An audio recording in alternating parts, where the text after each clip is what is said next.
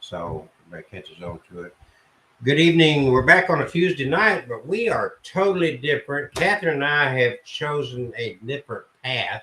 We've enjoyed Abnormal Alabama, but we are at a stage in our lives because of a lot of things that's happened to us personally that makes this entire thing a lot more serious to us instead of just entertainment.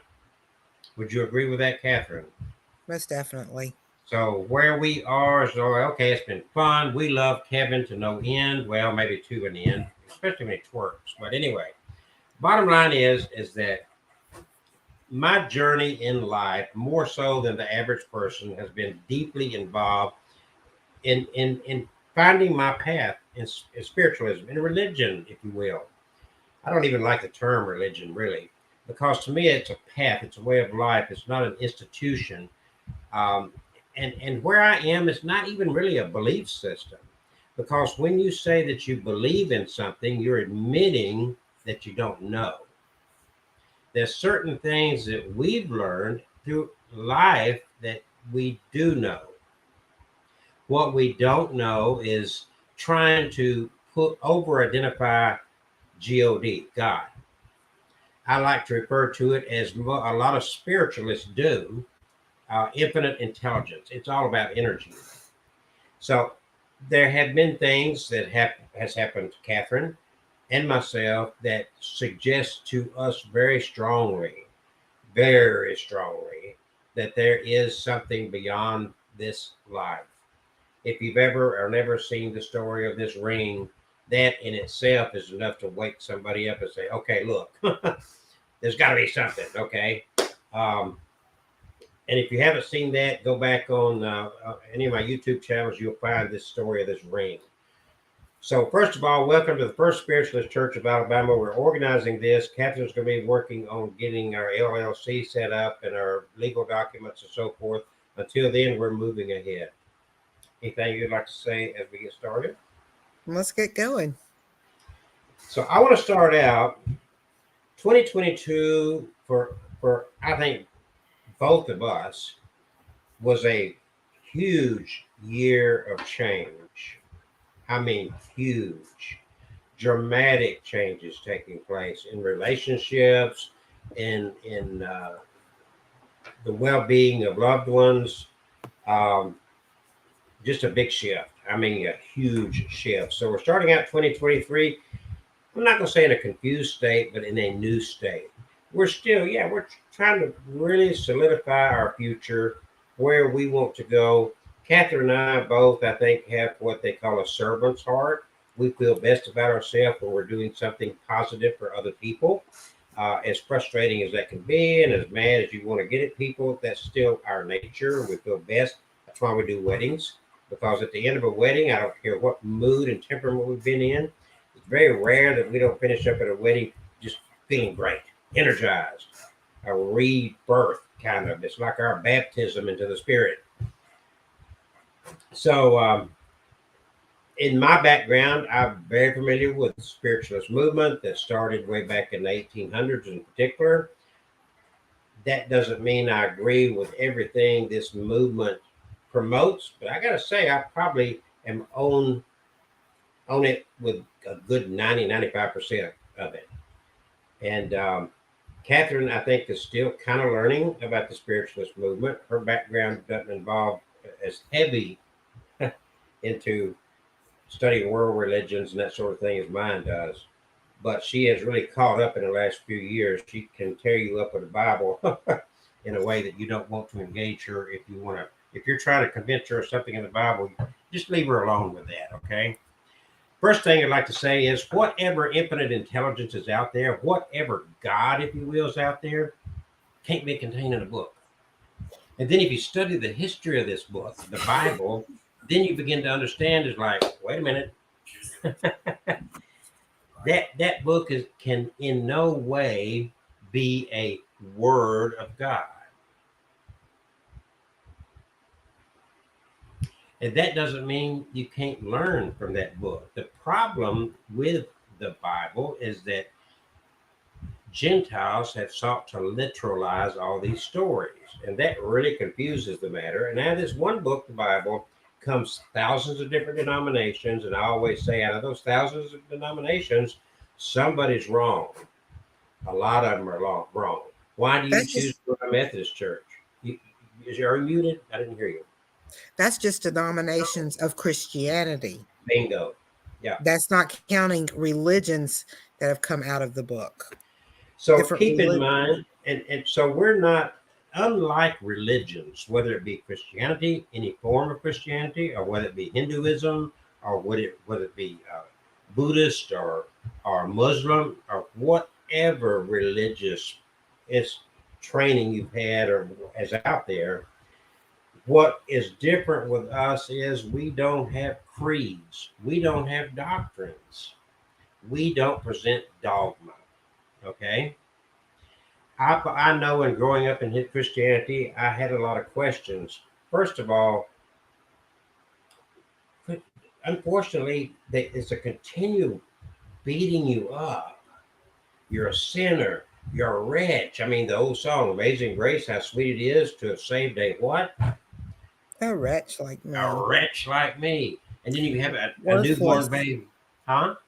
You're worthless. You're That's it. useless. If That's it. you can't live up to the standard, you And never can. you know what's interesting about that whole thing that they're doing there is that's not even according to the Bible, that's not what Jesus presented at all. Jesus did not teach, and if you actually read those four gospels, as they say, none of his teachings taught this codependence. Jesus said words like, if you believe I did all these things, you're going to do even greater.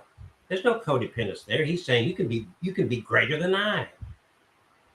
But they have deitized, they've made a god out of Jesus. We don't believe that. We believe that, yes, Jesus was divine, but guess what? So is Catherine. So are you. You are divine. We all have that God spirit, if you will. Instead of beating people up, we want to empower you, and then we want you to go, grow and go. Grow and go. That's our new phrase right there. Grow and go. Don't follow us. Spread. Share. Not a doctrine. But the freedom that's offered here is that nobody died for you.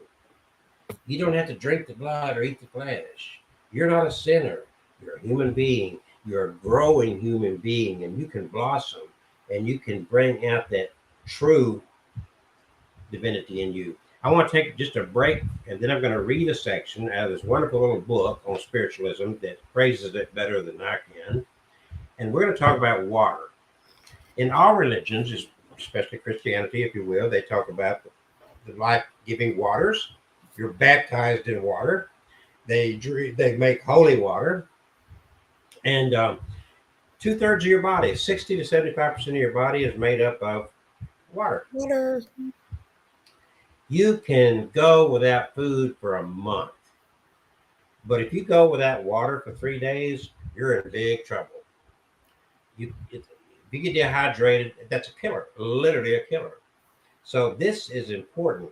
So I used to be a big water drinker, and like many people in today's world, I deviated from water. I think the quality of the water changed somewhere along my lifetime. Next thing you know, I'm drinking teas and sodas and anything but pure water, to where it was almost a seldom thing that I ever picked up water. And I think it's true of most. I've been with Catherine a lot, and I cannot remember a time that she said, I want water. Honestly. And that's not uncommon. Huh? There's been a few times that I've said I want water. Very few. So rare, I can't remember it. How's that? But here's the thing. We get so addicted to the chemicals that's in there that we forget what real water tastes like. Well, so the next thing that we've got going here is last year I had a wedding up in Cumberland Gap, Tennessee. And as usual, when I'm traveling, I'll kind of look to see what things are out en route that I can stop and entertain myself with, maybe make a video about. New Market, Tennessee, there was a very interesting story about Houston's mineral water. And so on the way home, I stopped. I got familiar with the story. I think it's W.A. Houston was his name back in the 1930s. He had a property there. He had a general store there in New Market. When he was about 43, he got diagnosed with kidney disease and also kidney stones. And it was so severe, the doctors said, "We can't do anything. You're going to die." He went home, he gathered his family around him and prepared them for his death and said, "Y'all going to be, got to make sure you know how to take over the store, blah, blah, blah. This is what's going on." Within a night or two, I don't remember whether it's one night, 2 nights, 3 nights, but a very close time frame there, he had a dream, a vision, and an angel came to him in the middle of the night and said, "Mr. Houston, go out your back door to the back part of your property," and told him exactly where on his property to look for, and then mark that, and then dig a well 252 feet deep, and you will be saved from this kidney disease. So he went the next day. He marked the spot. He hired a crew. They dug down 100 some feet and struck water. They said, "Hey, Mr. Houston, we struck water." He said, "Nope, you got to keep going. Cap that off, keep going. It's 252 feet is what the angel told me." They went down another how many feet and struck water again. And he said, "Nope, cap that off. It's 252 feet, I'm telling you." So they finally went down 252 feet, and guess what? They Found struck water. And it was good tasting water. It was very pure water. Over the years, it's been tested. It's full of minerals. And guess what? Mr. Houston lived to be in his 70s, and he did not die of kidney disease. He didn't die of any disease. He was working on his land, and he killed himself accidentally with some axe or whatever he was using. So, of course, that story spread. He was so impressed with the water that he was giving it out freely to the whole community. People were coming all around to get Houston's water. He built a little shed there, put a pump in the ground, and made a faucet, and there's also a water fountain in there. And for now, a 50%, 50 cent a gallon donation. And it is an honor system. There's nobody there collecting money. It's open from 8 a.m. to 8 p.m. They maintain the pump, and the reason they want that 50 cents per gallon is to be able to maintain that pump. They do not ship the water out. So on the way, I did a little video about it. I collected me some water. I went and got some more jugs. I collected several gallons of it, and I overpaid for it. I'm back to drinking water. You come over to my house, and Catherine would know all these gallon jugs are empty. I've given away, I think Catherine took home a few gallons. I gave Carl a gallon. I gave Ashley a gallon. But I've drank. I drink it every day. It's good water. Whether you believe in the healing properties of it or not, WA's grandson's been drinking it all his life and never had a cavity, and he credits the water for not having a cavity. And when I've been there, and Catherine was with me the last time I went, a constant flow of traffic. People lining up with jugs and jugs and jugs. They're swearing by it. Some people make their coffee with it. Tell some of the stories, Catherine. Mother-in-laws, and this one guy was getting some for his mother-in-law, and he said she has never drank anything but that since the day that they found it or whatever. There were I just can't. There were so many stories, and they were just kept coming in and coming in. A constant flow of traffic. Constantly. There were people lined up in that little building, and all the certificates where there's water been tested is on the walls, and the history of the thing and newspaper. It's almost like a little museum. Bottom line is, I'm back to drinking water, and I'm drinking a lot of it.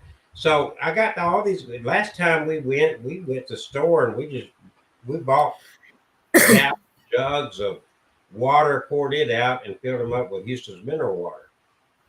And I've been drinking it. If you come over, Catherine, you see all the empty gallon jugs of water, you'll say, "My God, how you doing that?" Well, of course, I'm peeing a lot too. But bottom line is, I love it. Whether it's got healing properties or not, the bottom line is water is important to life. When we are looking for life on other planets, what's the first thing we look for? Water. There you go. So I thought, okay, I'm not gonna, I'm not charging for the water. I'm giving more than the 50 cents per gallon in the honor system for what I collect. I'm overpaying for it, but I thought I want to bottle this in an appropriate way so you can carry that around. This is the way I bottle it. I love these little containers. I think they're neat. These cost me $1 a piece. Okay. I make these labels to put on it. Okay. I don't know if you can see that or not, but the same one back there. Houston's Mineral Water, First Spiritualist Church of Alabama. Guess what? I'm not charging for the water. I'm not even charging the 50 cents per gallon that they ask for. The only thing I'm asking is to be compensated for going to New Market, which is what, 5.5 hour drive for me, One way. and buying these bottles and bottling it and labeling it. That's all I'm asking. The water is free. If there were ever a true holy water, this is it. Whether you believe it's got healing property or not, it never hurts to drink water because you are made up 2/3 of water. Water is important for hydration. And if you can get away from the teas and the sodas and whatnot and drink more water, you're bound to be in better health just for that, whether there's any healing properties in this or not. You can learn more about this on the website, which is scrolling down at the bottom of the page there. Um, I've got a whole section that tells the whole story about this that I just shared. You can also call us at 888-501-6689, and we will ship. We're going to charge shipping, and we want to be compensated for the efforts in collecting this because for whatever reason, Houston's Mineral Water will not ship. I don't know whether they just don't want to pull with it or not, but the bottom line is that if you can't get to New Market, Tennessee, until now you couldn't get Houston's Mineral Water, we just want to make it available to you. And we're not charging, there's no charge for the water. Just want to emphasize that over and over. So there's what we're doing, and that is, what can I say? I don't know what else to say. I just know that I'm back to drinking water. This water is very tasty. It's very clean, very pure. It's been tested. It's not somebody's tap water by any stretch of the imagination. So there, I deviated from that, and there you go. So I've been covering this. I've got some videos about this, and I've been posting a lot of videos trying to educate people. A lot of people in Alabama have never heard of the spiritualism movement. A lot of people, the only thing they think of in spiritualism is the two girls that in the 1800s that did the table tipping and table knocking thing, and which some people have claimed to debunk that and so forth. I'm not going to get into that question because I wasn't there. I don't know those two girls. What I'm doing is not based on their story. What I'm doing is based on a lifelong journey into a life of spiritual being and understanding what life is about. It has nothing to do with those two girls, except maybe they were on the same path I was. So regardless of how you feel about that. So, almost too dark here. Yeah. Go ahead. When it comes to the tea and stuff like that, it's the sweeteners, the sugar and stuff that I was saying that we were it is diluted. addicted to. It is diluted. Plus, there's caffeine in it. There are different things in all these things, and so water is good. And like again, a lot of people were collecting this to make their coffee with, and probably make their tea with too. So I mean, but I make my tea with it. If you try this, you're going to find that you don't need to add anything to it. That's my opinion. That's my life. You don't need the tea. You don't need the coffee. You'll be saying, wow, this is good water. And like I said, regardless of whether you believe in the healing power or not. I'm not a big water drinker. I am a tea drinker, but I did when I went to the water fountain. It is totally tastes so much better than what I can go to the tap. Even spring water, it tasted so much better. Mm-hmm. Yeah. So yeah, she went with me the last trip up there, and I mean, what can you say? I just think it's a fantastic thing, and you know, I'm not forcing it on anybody. Just like the wishing machines, you find it, you feel a calling to try it, then try it. We've got somebody sent us a comment there. Hello, Playful Rain. There's Playful Rain. Playful Rain, if you're just joining us, Catherine and I have taken a little bit of a different venture here in what we're doing. Yes, do we believe in life after death? We believe there's something there. Uh, we just are taking a more serious twist on this. It'll be fun, but it's still we're not going to do the EVPs and all that stuff because we don't feel it's necessary. We and I have been studying religion and belief systems for a long time. It's kind of an introductory as to what we are all about with the First Spiritualist Church of Alabama, which a lot of people just are not familiar with it. I want to read the first chapter of this book that gives a good breakdown, a good understanding of what we're about. My PhD's in theology, okay? And so I've got a heavy background in this.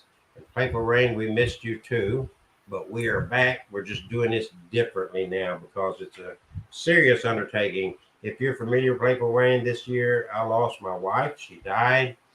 Catherine's mother just got diagnosed with pancreatic cancer. A lot of things been going on, a lot of shifts in personal relationships and health and so forth that really bring this to bear. I don't know if you are familiar with the story of that ring right there. If not, it's on the website. It's on YouTube. I've shared it a million times. It just happened December the 6th of this past month. So we're taking it more in a different route. Uh, are we gonna are we going to be dealing with spirit? Absolutely. That's what Spiritualist Church is all about. We we're not into creeds or dogma. That's not what this is about. Let me go ahead and get started on this. And this book was written by H. Gordon Burroughs, and it is just a real good book. I got it at Casadega when I was there 2 weeks ago, which is a spiritualist camp down in Florida. And this book is called, you can't see it. There you go, Becoming a Spiritualist. Interesting, and it already was in aligned with what I'd already come to in my life anyway. Thank you, Playful Rain. I appreciate that. Are you ready to hear this first chapter? I am ready to hear. All right. Spiritualism has a definite message to give to the world. We as spiritualists have no creed. We have a declaration of principles which sets forth the truths that we accept. The first of these declarations is that we believe in an infinite intelligence and that what we call God is infinite intelligence. We also understand that when a belief is an absence of knowledge. To say that we believe in a thing is to admit that we are not quite sure. So we recognize the possibility of something that we do not know. Spiritualists not only say that they believe that there is an intelligence which is greater than the human mind can conceive, but we go further and say that we know that there's an infinite force working in this vast universe of which we're all a part. To many people, the word spiritualism brings thoughts of fortune telling. They think of a medium as a person located in some unpretentious place, engaged in crystal gazing or card reading. This is not spiritualism. Palmistry, astrology, and numerology are not spiritualism. They are distinct sciences apart from ours. These things have attached themselves to spiritualism, but they are not. And it's something that we seek to not bring into our spiritualist movement. As a religious movement, our ministers stand in the same position as ministers of any religious faith. One prominent minister in the East once said, spiritualists are men and women who are deluded. This whole movement is a delusion. It's a snare. They're denying the divinity of Christ. And here is our response to that. We do not deny the divinity of Jesus, but we deny his godship. We do not deny the divinity of any man. We are all divine. Jesus was a manifestation of the highest consciousness of God, or this infinite intelligence, in the form of man who lived upon this earth. And whenever he touched people, they could feel his divinity. That's something we all should strive for as our spiritual growth continues. He could reach out and touch the center of universal power. We recognize him just as he was. And in saying that, to us, it's not important whether Jesus was a real character or not. We're just talking about the Jesus story as it's laid out and believed, of course, by Christianity. He was born into the world, and just as divine as anybody else, a divine spark of infinite intelligence, conscious of his relationship to all around him. He was called a Messiah because that means teacher. He was called Christ, which means anointed one. He gave knowledge to the world, but it was knowledge that he gained by his experience. It was attained knowledge. It was not something that some God put into him. He attained this knowledge, most likely educated in the schools of his time. In fact, the Bible story itself talks about him as a child being in around the scribes and Pharisees, who were the teachers of his time in the Jewish tradition. We do not accept the sacrifice of his life upon a cross as saving us from our mistakes or so-called sins. We do not accept that. If we transgress, if we make mistakes, if we quote unquote sin, we and we alone must pay the price, not something that happened 2,000 years ago. None of us would be willing for our friends to suffer for what we've done while we went on enjoying life. What kind of person would do that? It's like, Catherine, would you please go to jail for me? I robbed and I got convicted, but I need to go out and have a good time. Would you serve my jail sentence for me? Are you kidding? That's basically what people say about this. It's crazy. We want to pay our own debt. Our motivation is to be good as we humanly can. And if we make a mistake, if we quote unquote transgress, we would take the responsibility for our actions. We don't try to put it off on someone else. Therefore, we do not believe that we could do, I'm sorry? Or something else. Yeah, or something else. We do not believe that we can do anything we wish while we're here and live as we please, and then all of a sudden throw our burden upon Jesus' shoulders and pass into the next life without any payment at all. And that's basically what they teach. This teaching has been the cause of more suffering than any other. Why? Because you heard about these deathbed conversion things, and I being brought up in the ministry, I've seen it and heard it a million times. Right before your grandpa died, he accepted Jesus. All like that, just washed away 7 decades of horrific behavior. Really.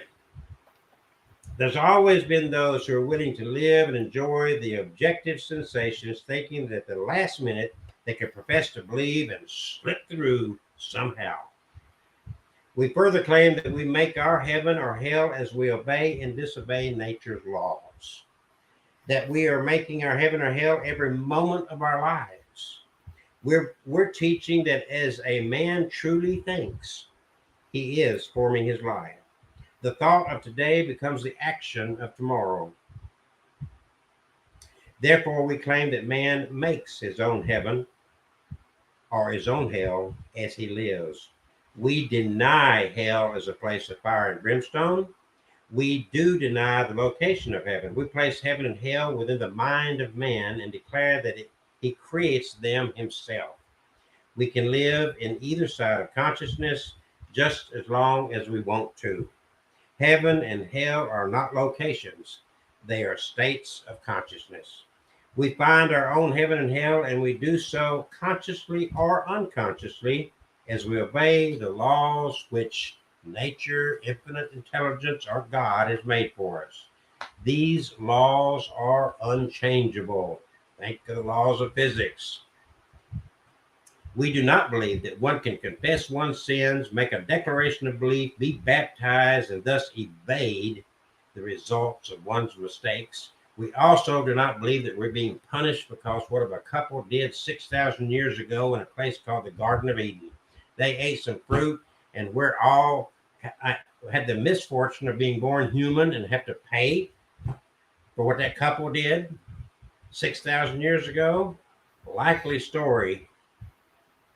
Knowledge. I got a question. The average person may not understand what physics is.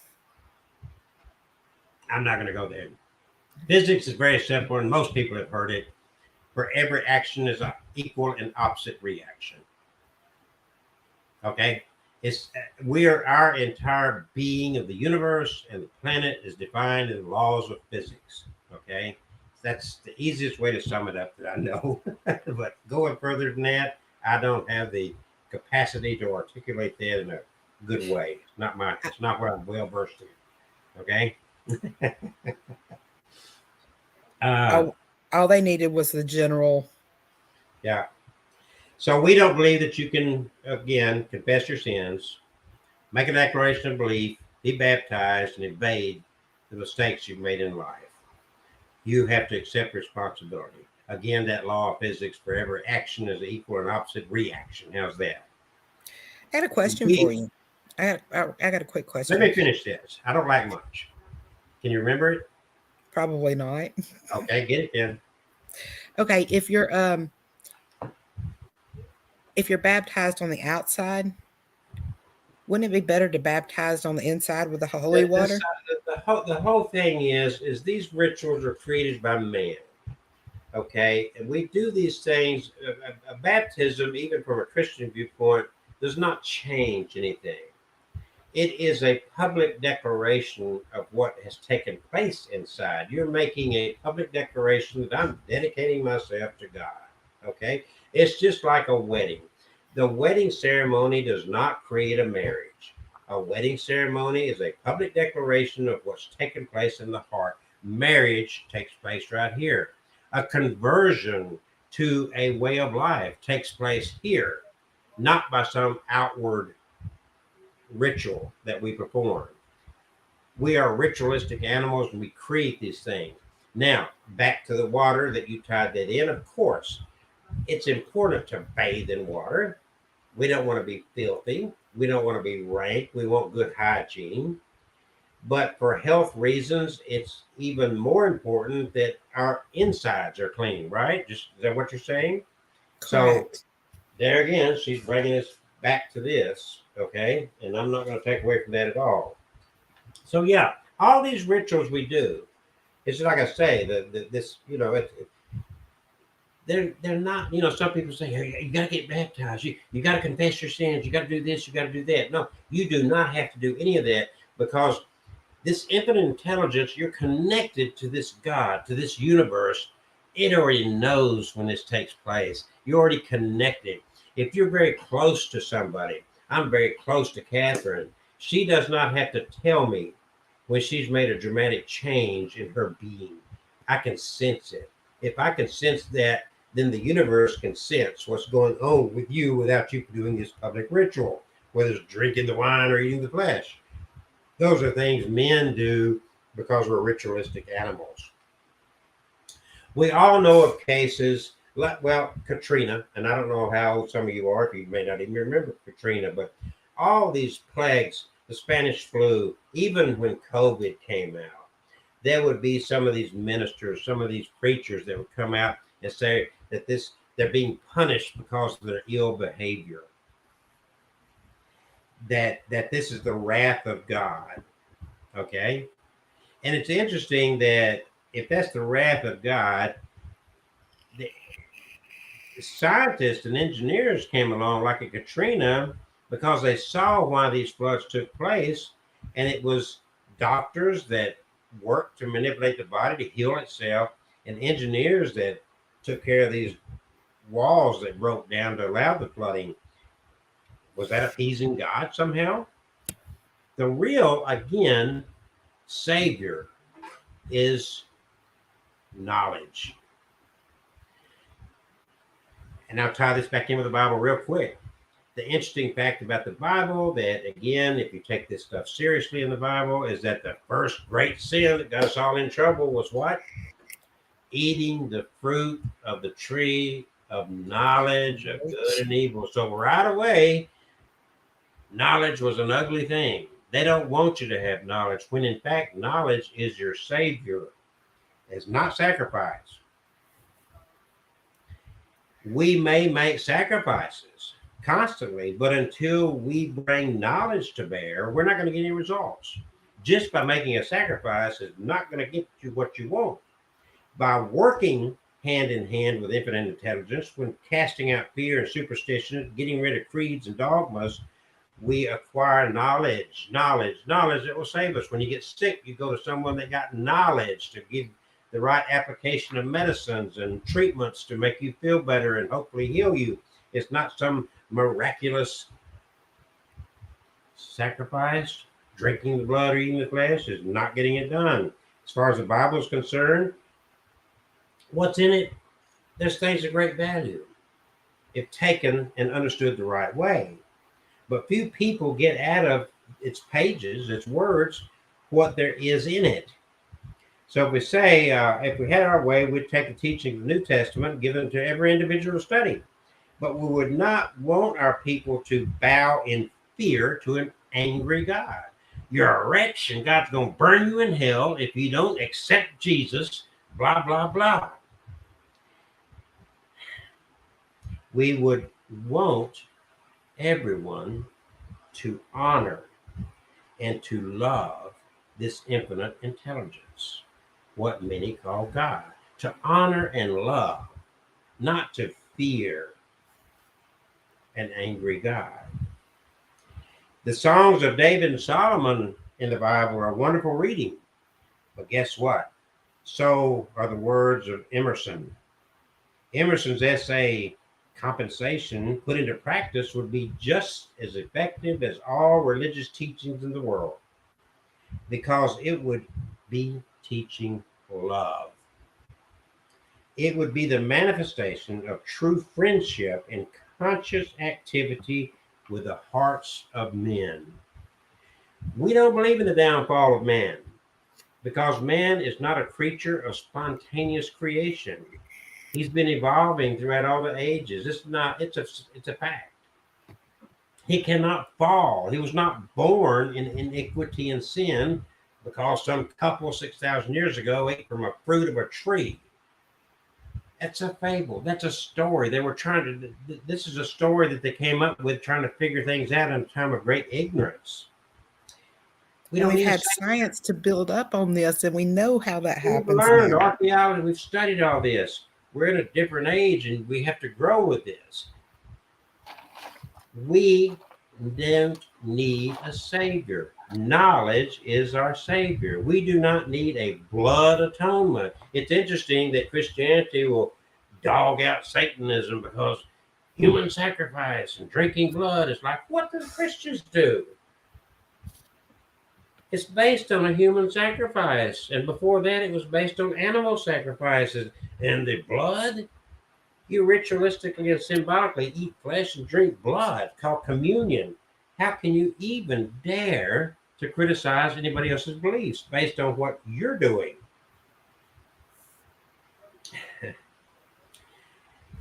Jesus, according to the Bible, performed many miracles. But again, if you read those stories of all these great miracles, even raising somebody from the dead, what did he also promise? He said, verily, verily, I say unto you, he that believeth on me, the works that I shall do, shall do also, and greater works than these shall he do. So according to Jesus' own words, in that story of Jesus, he's saying, you can be greater than me. According to Jesus, he said, you can be greater than me. They don't want to hear that, do they? But it's in the Bible. If Jesus hadn't visited his disciples in the upper chamber, if he had not proven to them that he had indeed risen from the dead, the church would have had no foundation, and ministers could not have preached faith in the continuity of life. We have more than a belief. We as spiritualists have more than a belief in the continuity of life. We have knowledge. We have, and we know that this Mount of Transfiguration Jesus saw, he saw, if you ever read the text, he saw the forms of aged prophets who had long been dead. So we have enough proof, not just belief, to know that there's something more than just this existence. We don't try to overdefine that, just like we're not trying to overdefine this infinite intelligence, because we don't have dogma, we don't have creeds. We teach, preach, whatever, that we should live the philosophy that Jesus taught. And the philosophy of being a natural, living being as best as we can to bring out the best in us, and applying the golden rule, which nobody can dispute the value of the golden rule. Do unto others as you would have them do unto you. Jesus didn't teach religion. He never had a church. In fact, the only time he lost his temper was in the temple. That was the church of his day. If the churches which have been organized in his name would preach as he taught, they would put into practice his teachings, which they do not. They would heal the sick, demonstrate natural law, but they fight against natural law. Most churches don't even have windows so you can see nature. They're closed into a room. They don't want you to see what's going on around you. They want to close that off and block your mind. They don't want you to have knowledge. They don't want you to ask questions. We visualize Jesus in the upper room with his disciples, and we see him blessing them, and we hear him telling them to go forth to heal the ill and preach the gospel of everlasting life, which he had demonstrated. Never once did Jesus say, "Worship me." Spiritualism is a religion of happiness. We believe in so living that we can manifest happiness. We attract to ourselves just what is within us. We make our happiness or unhappiness here and now. Heaven is not gained by a single bound. Life is the ladder by which we climb, and the experiences are the rungs upon which we ascend. There's no death. Life is everywhere. Death, so-called, is a manifestation of life. Man is not a sinful creature. He does not need vicarious atonement. All he needs is to unfold himself, to learn how to use the faculties this infinite intelligence has given him. That life, this energy of life, this life force within him has provided to him. When we finished our experiences here, this physical body is then cast aside, and we're released to take up a new body in an unseen world, a world that we can't map it out. A story. I stood by the side of my father's bed, and I heard him say, "I'm going to leave you. I've met your mother, and there will be just one more to meet you over there when you come." He passed away at that very moment. We've all heard stories like that, have we not? In the last hours, days, and minutes of life, that all of a sudden they're seeing things that you can't see in a very vivid way. Who's in the room with us? All these kind of comments. So when you understand life, death becomes the sweetest boon that is given to us. Just a wave of the hand, a sigh, a little silence, and we find ourselves in a new life. So we realize that we are living now in this infinite intelligence, ever-present eternity. Death is just one of the manifestations of this infinite intelligence, just as is birth. One is as natural as the other and as necessary in our growth and we are all making our way toward perfection according to the light we have. Remember that our seance rooms are the sacred places in our homes, that place that we set aside to commune with Spirit. They are places to which we go with love in our hearts to commune with those who have passed beyond. True spiritualists do not go into their seance rooms asking for the little things of life. They enter them with the hope and prayer that a message may come across from their loved ones who are on the other side of life, telling us that they live and they move and they have their being. That is the first chapter. I'm not going to go any further tonight, but I hope that gives everybody a little bit of a clue as to where we're coming from and where we stand on. And yes, we do focus on the teachings of Christianity because that is the dominant belief system in our culture here. We're not in Iran or Iraq or a Muslim country. We're not in India. Hinduism. So we're in the United States of America, where Christianity is the major belief. Is there anything you'd like to say after hearing all that? It's a lot to take in at one time. Well, I think if you listen to what he wrote, does it not resonate with you how close I have been to that and a lot of the things I've said up to this point before we even talked about spiritualism? Yes. I'd already kind of reached this point.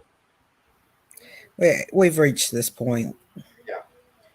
So, without even, to me, it's not important whether Jesus is real or not. And I've said that all along. What's important is, what was the message? What do we garner? What do we get from this? And people, a phrase I think that I coined was, people have Elvisized Jesus. Most definitely. Huh? Most definitely they've Elvisized him. And they don't want to talk about the message. It's like he's a big star. We're supposed to worship, but we're not following. Yeah, you've got in your realm over there where you live, you're surrounded by these people that claim Christianity hardcore, except they don't really practice it, I guess. But but isn't that true? That is true. So my question then is, all these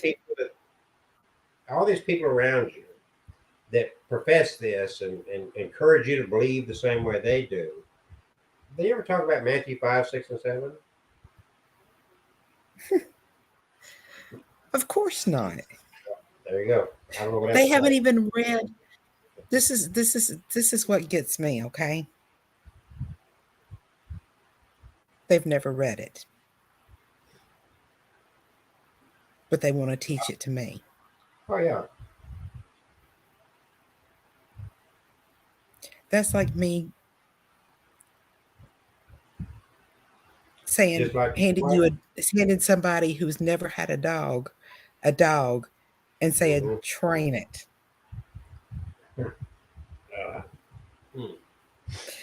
Well, they've not read here's a book. Here's an instruction book on how to do it. Yeah. You can read the book to learn. But really, it's simple. Just to simplify this whole thing, and we're not going to spend all our time dogging out somebody else's beliefs. Okay, that's not what I don't want to turn this into a debate with Christianity or anybody else. Believe what you want to. We accept that if we say we believe something, that means that we don't have knowledge. We only believe it. If you know something, if you're ever called up to testify in a court of law, they're going to pressure you. If you make a statement, and this is just man's doings in a court of law, what happened? And they're going to, what did you see? What do you know versus what you're assuming? A belief system would never stand up in a court of law because you can't prove it. I like to say that the acronym for belief system is BS. And that's just what it is. I'm sorry. But the reality is, is that there is something greater. Religion tries to identify and put creeds and dogma around it,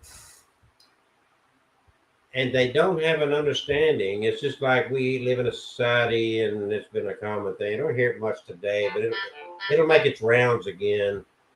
Well, it was better when before they took prayer out of school. They never took prayer out of school. They just don't have state-sponsored prayer. You go by any middle school or high school at 7:30 in the morning, and what do you see? You see a bunch of kids standing around a flagpole, holding hands, praying. Nobody's stopping them because they organized it. It's not organized by the school. You can pray going down the road if you feel that prayer is a means of connecting with the universe. Prayer is self-satisfying, and at the end of the day, prayer is almost like casting spells. Dear God, my mother's sick. Please heal her. Some people go to the extent and say, if you will heal my mother, I promise I'll never miss another Sunday church again. You're trying to make a deal with God. If prayer really worked, why do atheists suffer the exact same outcome as a prayerful person? Work in a hospital environment. We all die. We all get sick. There's your mother laying in bed with pancreatic cancer, and she's a believer, right? Right? Correct. And I'm not making fun of it, but it's a reality. You have to think about these things, and you want to get Catherine pissed when she has a need and you simply say, go pray about it. She's going to get pissed because she's reaching out for help. She don't need your prayer. I don't need your prayer. I posted, and I got a neighbor that follows me on Facebook, and I posted about Apollo 11. There's a picture hanging around that there of the Apollo 11 astronauts praying in front of a mock-up of the Apollo 11 before they went into space. There's a picture. They're all praying. They got their hands folded, and there's a picture of these 3 astronauts praying. Guess what? They died in that mission. That rocket exploded going up, and they died. They were burnt to a crisp. What year was that? I don't know what year it was. I got the picture out there. You look it up. It's easy to find. Apollo 11. I'm just wondering. I remember a rocket blowing up with a teacher on it when I. Well, that was another one. That was a space shuttle. That wasn't the Apollo. The Apollos were the moon mission rockets. This is a long time before the one you're talking about. Okay, the one you're talking about was over the Atlantic Ocean right after takeoff. It exploded, and that was a space shuttle mission. So there's the difference. I was a kid. I was a little kid, so I don't even know. I remember it, but I don't. 11. Have you found Apollo 11? No, I wasn't. It was in 1969. There you go. I didn't think you were born yet. That was during the moon missions. Yeah. So, yeah. So, it's not knocking anybody. It's a matter of apply some brain matter to this. Really and truly, apply some brain matter to it. What is the harm? If you're saying that you've got a God-given brain, all right, it's like let me find this. I'll just find this real quick so we can share that. And it just makes my point. And I've known this all along, but it makes my point. And prayer is a form of meditation or whatever, but if you think you're going to have a better outcome simply because you pray, I'm sorry. It just doesn't work that way. It doesn't. So let's first of all, since we got on that subject about prayer and whatnot, let's add this picture here. It's not a video clip. I always felt guilty about praying. Because I don't understand that, but because I thought that other people needed things worse than I did. Well, prayer is the way it is narcissistic. Make no mistake about that. Yes, you're absolutely correct. It is narcissistic in all all levels. unfortunately, um, it's just it. It's very narcissistic because you're not thinking about other people at all. If you're Matter of praying, fact, and right I brought now, this out before. I brought this out before too. It's like if you're praying that your son gets a job, you are in essence doing what? praying that You're praying that somebody all else the other doesn't. applicants don't get the job. There's a picture of the three astronauts praying before they went up, and you know, there's other ones, but it's a wrong version of a picture. I can't grab it and show it for some reason, but I can share the story for sure. But um,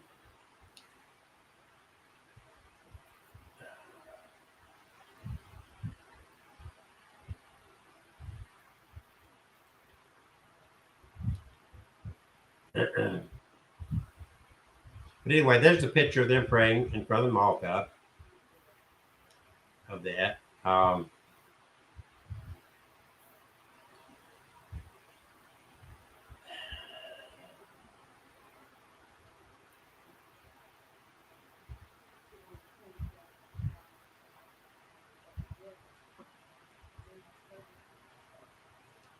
Bottom line is, I'm not finding the story here.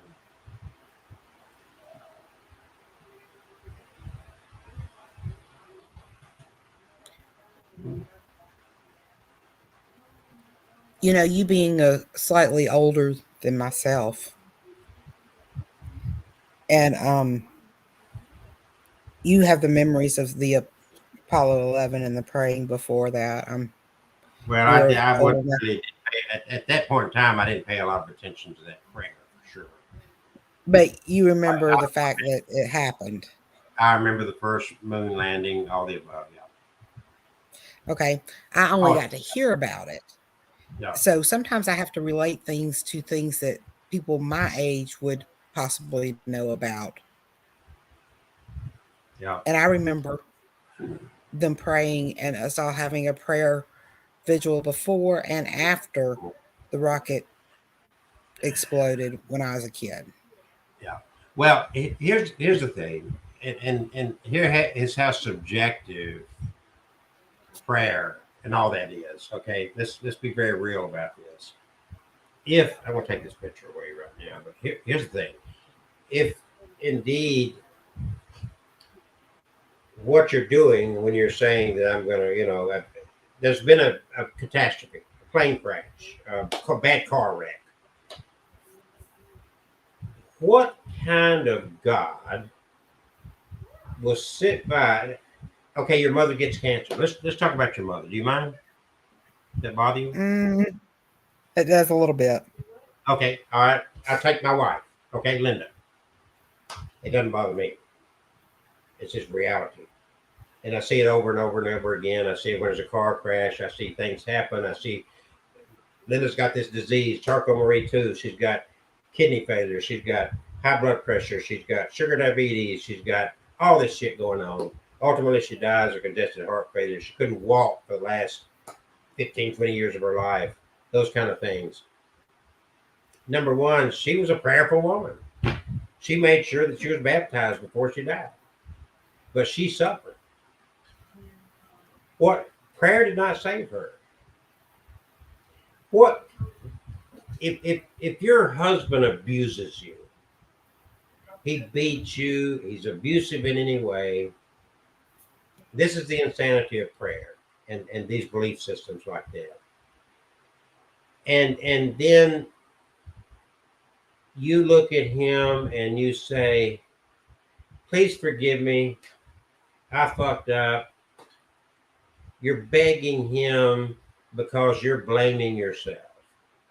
You've become a victim. So what you're saying when you pray to God is we are victims of God. God could have stopped it, but he didn't. He sat by idly as the COVID killed millions of people around the world. He sat by idly as the Civil War went on. He sat by idly during the Spanish flu for thousands of years before we came up with penicillin, which could have saved lives throughout those thousands of years. God sat idly by, and he did not motivate any human being to come up with penicillin. So here's a God that would just let all this happen, and then as this God who supposedly has this infinite power to do all these things of awesomeness to save and all this stuff, and he sits idly by. But the minute you get diagnosed with something and a catastrophe happens, you're praying to this same God to save you. It's like I'm walking down the sidewalk, your little girl runs out in front of me, right across from me into traffic and gets killed. Do you want to pray with me as I stood by and did not try to stop your daughter? Are you going to turn to me and say, comfort me? Do you want me to walk up to you and say, I'm so sorry, your child, when you saw that I could have saved your child? All I had to do is reach out and stop her. But I just idly stood there and did nothing, knowing because there's traffic what was going to take place. So you're still going to turn to me after you saw that I was negligent in preventing it, but you want me to comfort you? Really? You think about it. Would you want me? Would you look at me in a very pleasant way and say, oh, please come here and comfort me? Even though I just watched you idly sit by as my daughter ran within 6 inches of you. All you had to do is reach your hand out and grab her and stop her, knowing the traffic's right there, but you didn't do anything. But I'm going to turn to Kelsey after seeing me just, oh, she's about to get run over. Oh, well. Want me to comfort you? Think about it. That's what women do with abusive spouses. They get that syndrome. It's kind of like the Stockholm syndrome, not quite, but kind of. It's called an abused spouse syndrome thing. And they continue to tolerate it. But that's the same way people do with their God. If God is all powerful, but he did not prevent cancer, we've got to struggle through knowledge, who is our real savior, to find a cure for cancer. And God just sits idly by saying, well, maybe one day he'll figure this out, but I'm all knowing. I could plant it in somebody's seed right now. I could cure cancer, but it's ridding it. Same way with Satan. Satan created all this. We die. We suffer. Satan's still floating around screwing with us. See, the whole thing is like they teach you to be victims and to be controlled. So here you go. There's Kelsey. I'm walking along the sidewalk. There goes your little girl. I mean, right there, just right within my grasp, within inches of my face. There's traffic going right and left. I see the traffic. I see your little girl, and I just, oh, go ahead, little girl. That's free will, right? She had free will to jump in the traffic. So as the man that could have stopped it, I'm going to let her exercise her free will. And then her mother, who saw that I stood there and allowed that girl to just run out in the traffic, is going to come to me and say, Kelsey, comfort me. What do you think? Is that going to happen? I don't think so. I don't think you're going to look at me in good light. In fact, I think you're going to be cursed to me. Why did you stop it? Well, why don't they do God that way? God, why did you allow my mother to get cancer? Oh, no, God's got a bigger plan. Oh, yeah, but God's got a bigger plan for my wife to die. That was his bigger plan. Hoo-ha! I'm happy with God. Are you? But see, that whole definition, that whole concept that they paint in religion of this God is so twisted, and they're so trained with this culturally that they don't dare to use their brains to say, look, this is not a good definition of God. Something is wrong here. We've got a great misunderstanding because we, as weak, puny human beings, would not tolerate that from each other, but we're going to tolerate it from what we claim is this all-knowing, all-benevolent, loving God.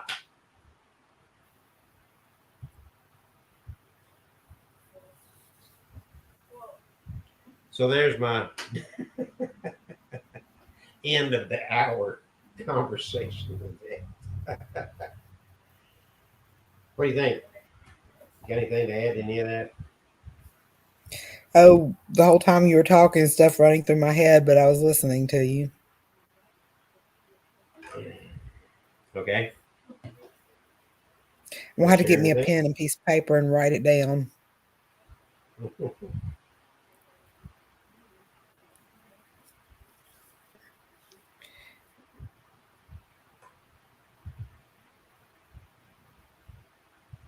Well, in saying that, we are happy people. The frustration I get is when I apply knowledge to this, and there, I remember, they don't want you to think. And it's like, no, we want you to think.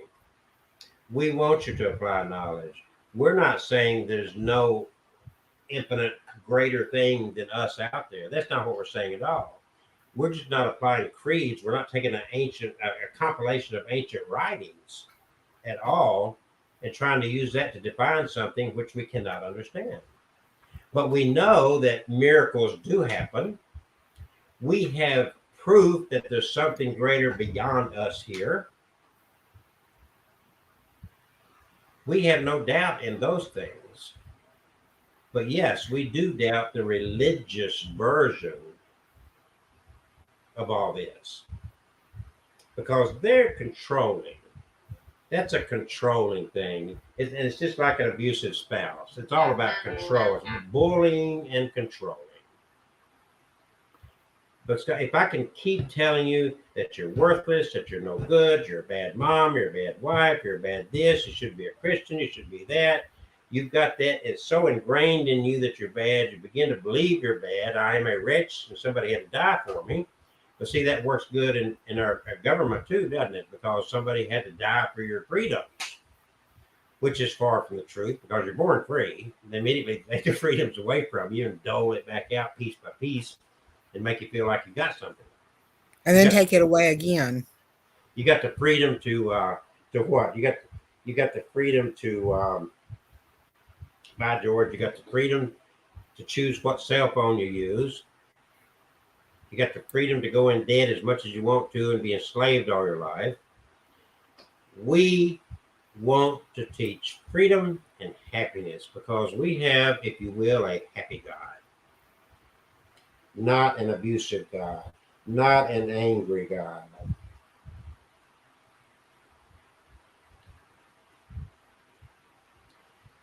So, anyway, bottom line That is a question that I do hear often of people that are transitioning into death is, what did I do to deserve this? We're all going to die. And the confusing part to me was the teachings that's applied through religion, organized religion, based on these ancient texts. As the story goes, according to that ancient text, that God created angels, myriads of angels. In fact, Satan and his demons are fallen angels. They were created in the face of God. They've communed with God. They've had conversations with God. They don't have to rely on faith. In fact, one scripture said, Satan believes and shudders. So it's more than a belief to an angel, according to the story. And they've suffered none. We are put here and we never are in the face of God. We have to look for signs and portents, and then we got to choose between whose version of God we're going to buy, what's Christian God, Hindu, one of the Hindus' thousands of gods, whether it's Muslim, Allah, whoever, and hope we get it right. And we still suffer and die.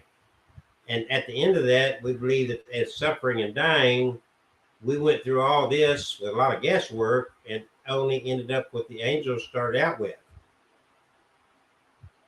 Okay? Little girl dies where they say God needed another angel. You heard that before? Yep. Fly so anyway, this is just to get you to think. Buy what you want to buy. Number one, this is important to life. Water. I don't sell water. We don't sell water. If you want Houston's mineral water, and I encourage you to look it up, it's on our website, the story, and it's also, there's all kind of information on the internet. Good water. Water is important to life, okay? Not selling the water. We do want to be compensated for collecting it, bottling it, labeling it, and getting it to you. Yes. Okay. And you don't have to get it. You can go to New Market, Tennessee, and deposit 50 cents per gallon in the little honorary system. Cool. Bring your own container. Bring your own container and get your water. Encourage you to, but not everybody can do that. So we're trying to make it available to those who need it, want it, and can't get there. Okay, that's all we're doing. Second of all, we're really not trying to bash any belief system. We're trying to balance belief systems. Balancing meaning put it in perspective. Really look hardcore at what you're believing, and stop trying to force those creeds and doctrines and dogma on other people. Because when you really look at what you're trying to advocate, it doesn't really come out like a good thinking person would bring it out. Just to say, I just had somebody, because I posted something about prayer, and somebody said, well, sometimes the answer is no. It's like, okay. There's always an excuse if it don't work out your way, and that's fine. So I don't have time to debate all that. What I do know is that you can be empowered. You are not a sinner. Nobody had to die for you. You're not a wretch. You're a human being. Anybody that tries to teach you differently is trying to control you. The whole thing like that becomes the mindset of a cult. Don't question it, just believe it. You got to believe it. Why do I have to believe it? Because the book says so. Why do you believe in that book? Because it says it's the word of God. You're using the book to defend the book. And if that's the route you want to take in life, if you want to go through life feeling like you're a wretch and somebody had to die for you, I pity you. Because that's not even the teachings of the Jesus of that book. Again, he said, if you believe the things I've done, you're going to do those and greater. So there's the man that whose names you're adopted and telling you in that book, you say it's your holy book. And he's saying, you're going to be greater than me. So maybe you should drink your own blood and eat your own flesh. Nobody had to die for you. You're not a sinner. Peace and love, everybody. I think we're going to shut this down for the night. I've yacked away at an hour and 12 minutes. Welcome to the First Spiritualist Church of Alabama, where there is hope. There's more than hope. There's fact. There is more than us out there. It's not a game. You don't need an EVP. You don't need tarot cards. You don't need any of the above. We have the capacity to reach out and touch and know that something is greater beyond us. We just don't apply religious doctrine and dogma to that knowledge. We don't have a belief. We have a knowing. And that's the big difference. Anything you'd like to close up with? It was very, very informative. I hope everyone enjoyed it. And if you're lucky, we'll do it again next week.